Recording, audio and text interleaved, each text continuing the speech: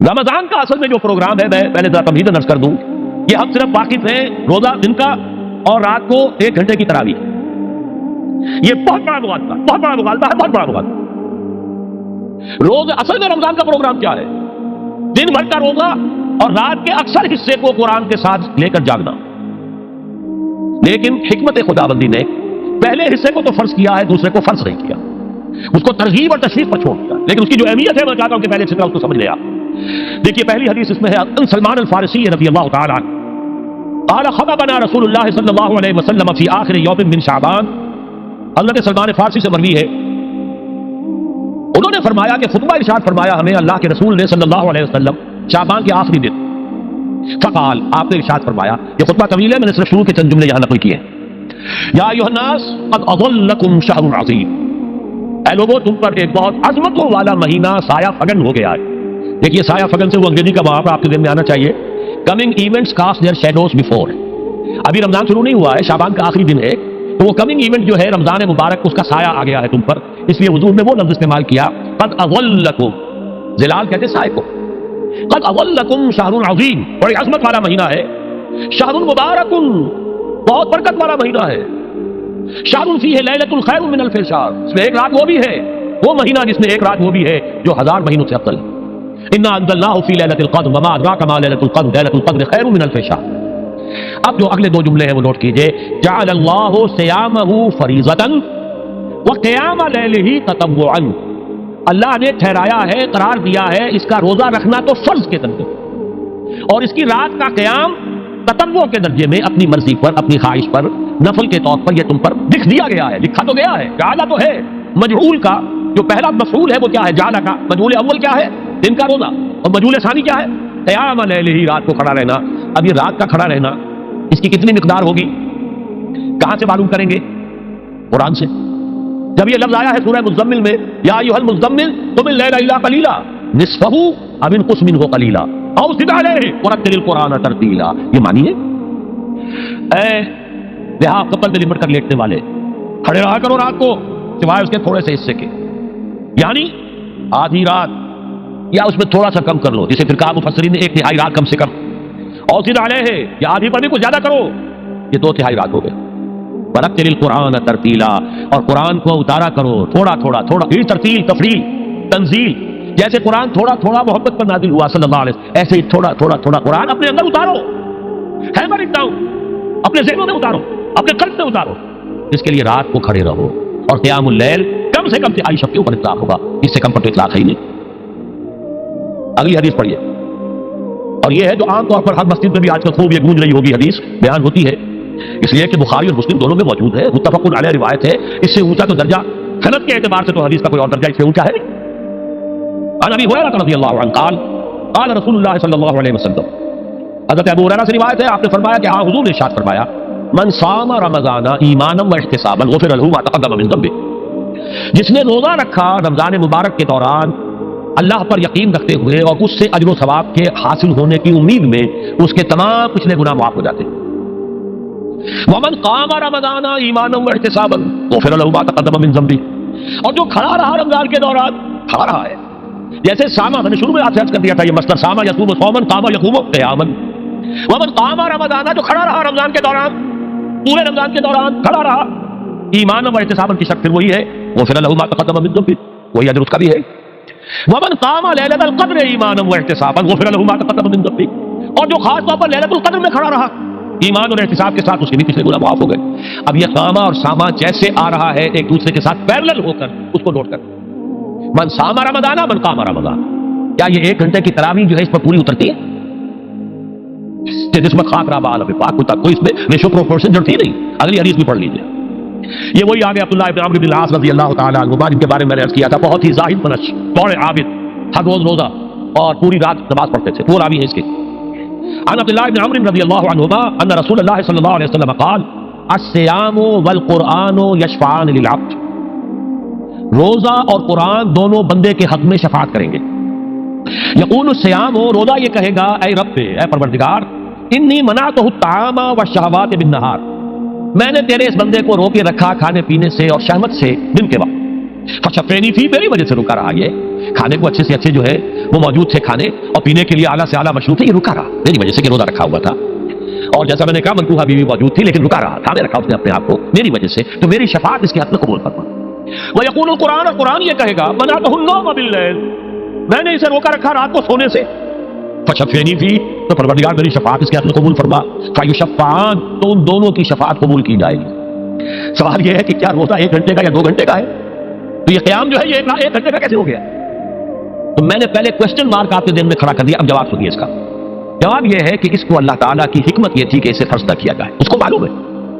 عَلِمَ أَنَّ سَيَكُونُ مِنكُم مَرْضَىٰ وَآخَرُونَ يَضْرِبُونَ فِي الْأَرْضِ يَبْتَغُونَ مِن فَضْلِ اللَّهِ وَآخَرُونَ، اللہ کے علم میں ہے میرے کوئی بندے ہوں گے بیچارے غریب مستور، دن پر مشقت کریں گے، محنت کریں گے، وہ روزہ ہی رکھ لیں، بہت بڑی بات ہے، بہت بڑی بات۔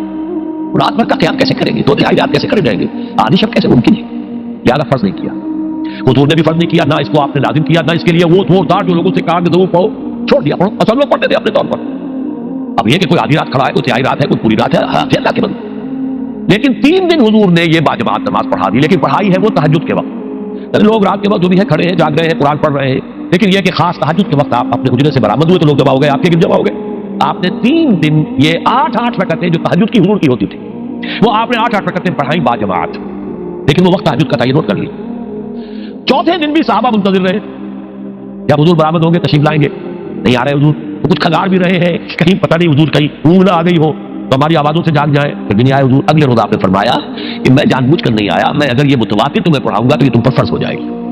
یہ ہے وہ رافت اور رحمت، بالمومنین رؤوف الرحیم، جو اللہ تعالیٰ کی شان ہے رحمان الرحیم ہونے کی، بالمومنین رؤوف الرحیم، یہ محمد رسول اللہ بھی ہے، تم پر یہ سختی جو ہے یہ تمہارے لیے قابل برداشت نہیں ہوگی، لہذا میں نے یہ 3 دن سے پڑھائی ہے، اگر مسلسل پڑھاتا تو فرض ہو جاتا۔ یہاں تک تو ہے حکمت نبوی کا معاملہ، اب آیا حکمت صحابی یا حکمت خلیفہ راشد۔ یہی معاملہ رہا حضور کی حیات طیبہ کے دوران، یہی حضرت ابوبکر رضی اللہ تعالیٰ عنہ کی خلافت کے دوران، یہی حضرت عمر کا بھی ابتدائی دور، لیکن دور خلافت عمر فاروق کے دوران یہ واقعہ آیا کہ حضرت عمر داخل ہوئے مسجد میں، دیکھا رات کے وقت ابھی کوئی باجماعت تراویح کا کوئی انتظام نہیں تھا، آپ نے دیکھا کچھ لوگ مسجد کے اس کونے میں کھڑے ہیں، ایک حافظ ہے، سادے تو حافظ نہیں ہوتے تھے نا، تو کوئی حافظ ادھر، انہوں نے 5 6 7 8 آدمیوں نے کسی حافظ سے وہ گزارش کی، وہ انہیں قرآن سنا رہا ہے، وہ کھڑے سن رہے ہیں، کوئی دوسرے کونے میں ایک دم کٹا ہے، کوئی تیسری طرف ہے، کہیں ہے، توریوں کے اندر لوگ جو ہے وہ قیام اللیل کا حق ادا کر رہے ہیں۔ آپ نے فرمایا کیا ہی بہتر ہو کہ یہ سب جمع ہو جائیں امام کے پیچھے، اور پھر یہ کہ اسے عشاء کے ساتھ متصل رکھ دے، تاکہ جس کو کہتے ہیں عربی میں ما لا یترک کلہ لا یترک کل، اگر کوئی شے کل کی کل حاصل نہیں ہو سکتی تو کوئی شخص بھی مسلمان بالکل محروم نہ رہ جائے، کم سے کم یہ 20 رکعت تراویح تو پڑھے اور قرآن سن لے، تاکہ کسی نہ کسی درجے میں تو اس کا بھی حصہ ہو جائے اس کی برکات میں سے۔ یہ ہے حکمت حضرت عمر فاروق کے فیصلے کی۔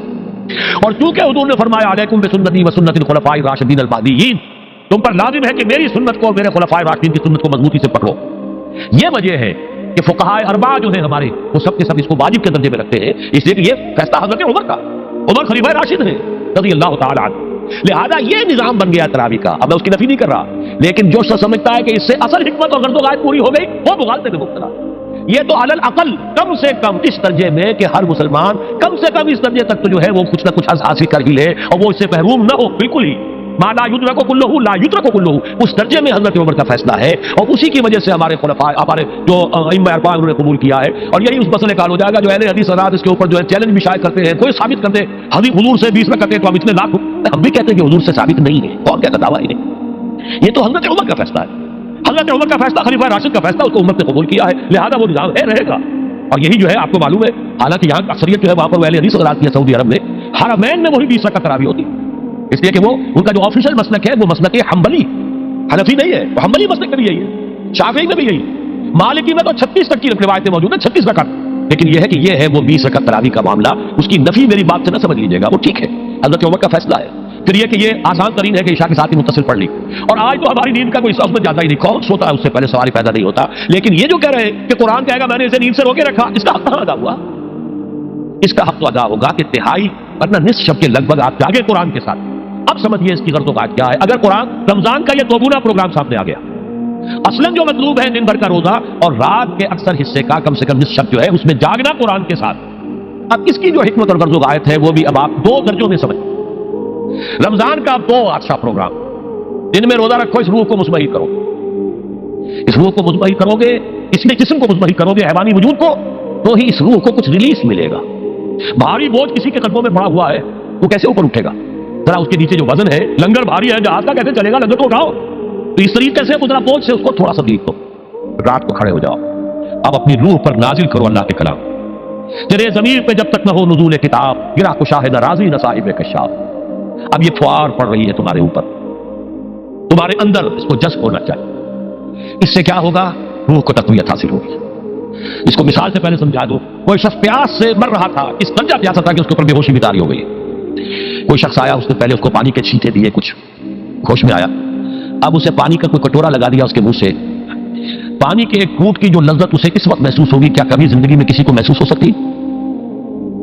ये पानी कितनी बड़ी कीमत है, कीमती शय है। ये तो उसी से पूछे जिसे सब प्यास लगी थी, और प्यास की तो बच्चे हैं, लिहाजा हमें वो प्यास महसूस ही नहीं होती कि ये भी वाकई मेरे अंदर कोई प्यास है।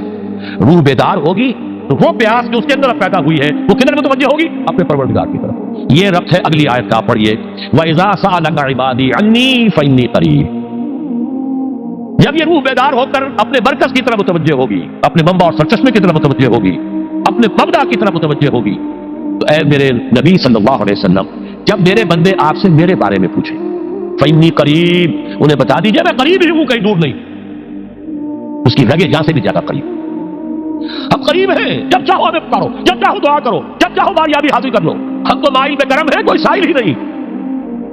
हम तो हर रोज रात की आखिरी घड़ियों में समाए दुनिया तक नुज़ूल फरमाते हैं, और हमारी तरफ से पुकारने वाला पुकारता है, हल मिन मुस्तग़फिरिन फ़ग़फ़िर लह। है कोई इस्तिग़फ़ार करने वाला कि मैं उसे बख्श दूं? है कोई मांगने वाला? हल मिन साइलिन फ़अतिया। है कोई मांगने वाला जिसे मैं दूं? तुम सोए होते हो,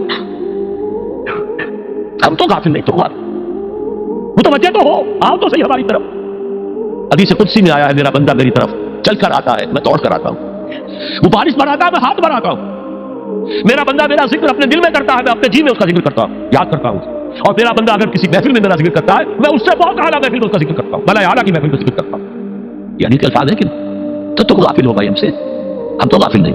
अगीब वदुल लताइफ ला यगीबू वरजू हो रजाल ला यखीबू। मैं गायब हो जाता हूं, वो तो गायब होने वाली हस्ती नहीं है। हरान मौजूद हुआ माकुम मैंने माकुम तुम। वइज़ा सअलका इबादी अन्नी फइन्नी करीब उजीबु दावत दाई इज़ा दआन फलयस्तजीबू ली। लेकिन अब आई बात असल, ये दो तरफा बात होगी। मुझसे दुआ करो, किसी वक्त की पाबंदी नहीं, किसी जगह की पाबंदी नहीं, नापाकी की हालत में हो तब भी दुआ कर सकते हो। मेरी किताब को हाथ मत लगाना, मुझसे दुआ कर सकते हो, दुआ में कोई पाबंदी नहीं। लेटे मांगो, बैठे मांगो, नापाकी में मांगो, पाकी में मांगो, जब चाहो मांगो मुझसे, दुआ में कोई खतरा नहीं। और जहां मांगोगे there and then I will listen to you and I will grant your prayers. उजीबो जो है, उजीबो दोनों मान, जवाब देना और कबूल करना। इजाबत इस्तिजाबत दोनों का एक ही मफहूम है, जवाब देना और कबूल करना। उजीबो दावत दाई इज़ा दआन, मैं तो हर पुकारने वाले की पुकार को सुनता हूं, कबूल करता हूं जब भी वो मुझे पुकारता है। लेकिन फलयस्तजीबू ली, मेरा भी तो कहना मानो।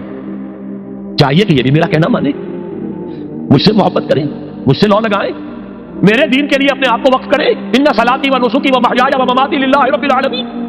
मेरे बागियों के खिलाफ बगावत करें, मेरे दिन का झंडा ऊंचा करें।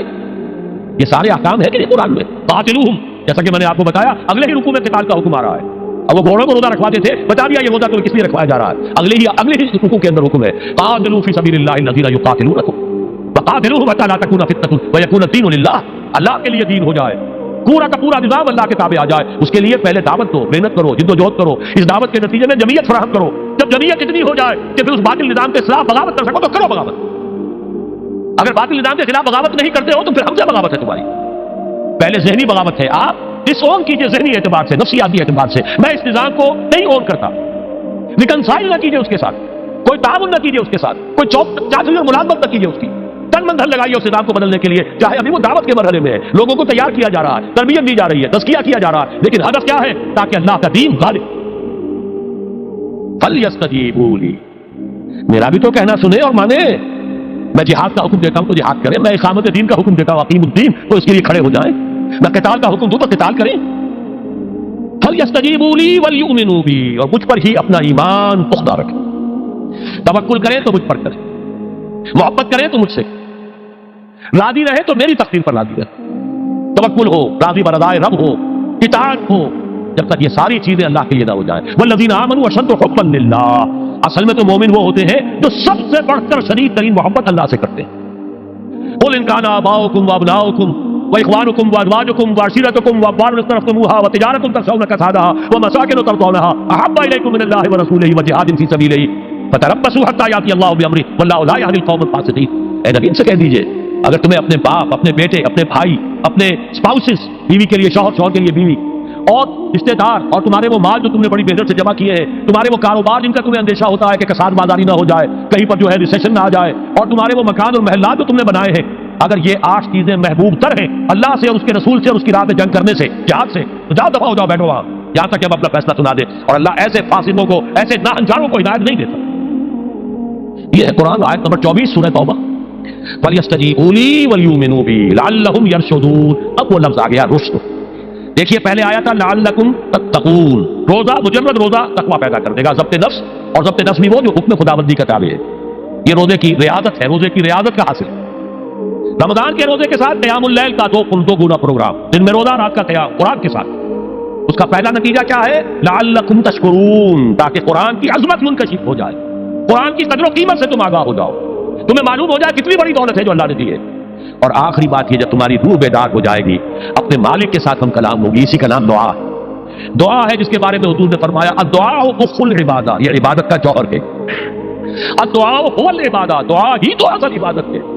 یہ دعا ہی تو ہمیں میسر نہیں ہے. 17 رکعتیں پڑھنی ہے ہم نے عشاء کی، لیکن اللہ کے ساتھ کوئی لوگ نہیں لگی، ادھر کی ادھر کی سوچیں آ رہی ہیں. 17 رکعتیں پڑھی ہوں یا 7 پڑھی ہوں 10 پڑھی ہوں، آپ کو اجر ملے گا، لیکن آپ کو دعا کی نصیب نہیں ہوئی. دعا کب ہوتی ہے؟ بقول اقبال، یہ جو میرے اندر ہے فائنائٹ ایگو، انائے صغیر، انا میں، یہ چھوٹی سی انا ہے. اس انائے کبیر، اس انائے کبیر کے لیے سب سے بڑی جو مظہر آیت ہے قرآن مجید میں وہ سورہ طٰہٰ، اننی انا اللہ لا الہ الا انا، میں ہوں وہ اللہ جس کے سوا کوئی الہ. اننی انا اللہ لا الہ الا انا، یہ ہے فاعبدنی واقم الصلاۃ لذکری. یہ انائے کبیر ہے، انفائنائٹ ایگو، اللہ انا اللہ بگ انا، اور یہ چھوٹی سی انا ہے، انا میں. جب یہ انائے صغیر انائے کبیر کے روبرو آتی ہے، ہم کلام ہو، یہ ہے دعا. اگر یہ جاگی ہی نہیں، بیدار ہوئی نہیں، ہم کلام ہوئی نہیں، وہ دعا تو حاصل نہیں ہوئی. مخ عبادت جو ہے، جوہر عبادت کا حاصل نہیں ہوا. ہاں ایک شکل ہے عبادت کی، مراسم عبودیت ہے، یہ اشکال ہے، رہ گئی رسم ادا، روح بلالی نہ رہی، فلسفہ رہ گیا، تلقین غزالی نہ رہی. ایک شکل ہے، تم نے کبھی اجر ملے گا، آخر وقت نکالا ہے، آپ اللہ کے سامنے کھڑے ہوئے ہیں، اجر سے محنت کا جو اجرت وہ دے گا، لازم اس پر بھی دے گا. لیکن حقیقت صلاۃ کوئی اور شے. اسی لیے کہا محمد رسول اللہ صلی اللہ علیہ وسلم الصلاۃ معراج المومنین، اہل ایمان کے لیے یہ معراج کے درجے کی شے ہے. معراج میں مکالمہ ہوا تھا، التحیات للہ والصلوات والطیبات، یہ حضور نے فرمایا. السلام علیکم ایھا النبی ورحمۃ اللہ وبرکاتہ، کس نے کہا؟ اللہ نے فرمایا. السلام علینا وعلی عباد اللہ الصالحین، حضور نے فرمایا اس سلامتی میں تمام اللہ کے نیک بندوں کو شامل کر رہا ہوں، سلامتی مجھ پر بھی ہو اور تمام اللہ کے نیک. یہ مکالمہ ہے، مخاطبہ ہے.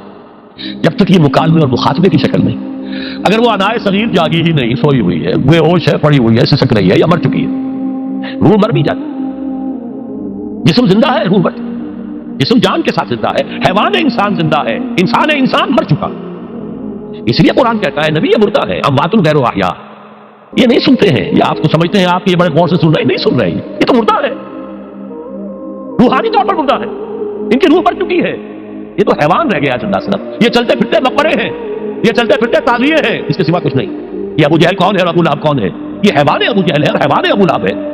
ظاہر بات ہے کہ آنکھ تو کتے کی بھی ہے اور بلی کی بھی ہے، اور کان کتے کے بھی ہے، بلی کے بھی ہے. کتا بھی دیکھ کر گاڑی آ رہی ہے تو اپنے آپ کو بچاتا ہے، تم نے بچا لیا تو کون سا بڑا کمال کیا. وہ اندر کا انسان مر چکا ہے. یہ انسان اندر کا روحانی وجود یا مر چکا ہے یا سسک رہا ہے یا دبا ہوا ہے، بے ہوش ہے. یہ بیدار ہو اور ہم کلام ہو. افلاک سے آتا ہے نالوں کا جواب آخر، کرتے ہیں خطاب آخر، اٹھتے ہیں حجاب آخر. آتا ہے اللہ جواب دیتا ہے. اجیب دعوت الداعی اذا دعان. روحانی کان کھلے ہو تو تم جواب سنو گے. ان کانوں سے نہیں، وہی جب محمد پر آئی تھی ان کانوں سے نہیں آئی تھی، وہ دل پر اتری تھی براہ راست. فإنه نزله على قلبك، ان کانوں کا ان آنکھوں کا سوال نہیں ہے، وہ دل پر براہ. روح ہے محمدی پر، یہ روح اسی لیے وہی کو بھی روح کہا گیا ہے. لانے والا بھی روح، اور روح الامین جس پر لایا گیا وہ بھی روح ہے محمدی، جس کا مسکن ہے قلب محمدی، اور جو لائی گئی وہ بھی روح ہے. وَكَذَلِكَ أَوْحَيْنَا إِلَيْكَ رُوحًا مِّنْ أَمْرِنَا، یہ قرآن ہم نے نازل کیا ایک روح ہے اے محمد جو آپ پر نازل. مَا كُنتَ تدری مل کتاب ولا ایمان، اس سے پہلے تو آپ کو کچھ پتہ نہیں تھا کتاب کیا، شریعت کیا، ایمان کیا، ولیکن جعلناہ نورا، ہم نے اس قرآن کو نور بنا کر آپ کو اتارا ہے۔ یہ ہے، اس کے لیے ہے اصل رشد۔ اب آخری لفظ آیا رشد، یہ گویا کہ جو مختلف الفاظ ہیں قرآن میں، کامیاب، فائزون، اولئک هم الفائزون، ٹھیک ہے، فوز، کامیابی تک پہنچنے والا، اولئک هم المفلحون، یہ ایک اور لفظ ہے، لیکن راشدون یہ چوٹی کا لفظ ہے، اسی لیے صحابہ کے لیے آیا اولئک هم الراشدون سورہ الحجرات میں۔ اسی لیے انسانوں میں سے نبیوں کے بعد سب سے اونچے چوٹی کے انسان ابو بکر، عمر، عثمان، علی، ان کے لیے آیا خلفاء الراشدون، علیکم بسنتی وسنت الخلفاء الراشدین المہدیین۔ یہ رشد ہے، رشد تک پہنچنا ہے تو یہ کام ہے، اور یہ ہے اصل حاصل صیام و قیام رمضان کا۔ اولئک هم الراشدون، اللهم ربنا اجعلنا منهم، اللهم ربنا اجعلنا منهم، اللهم ربنا اجعلنا منهم۔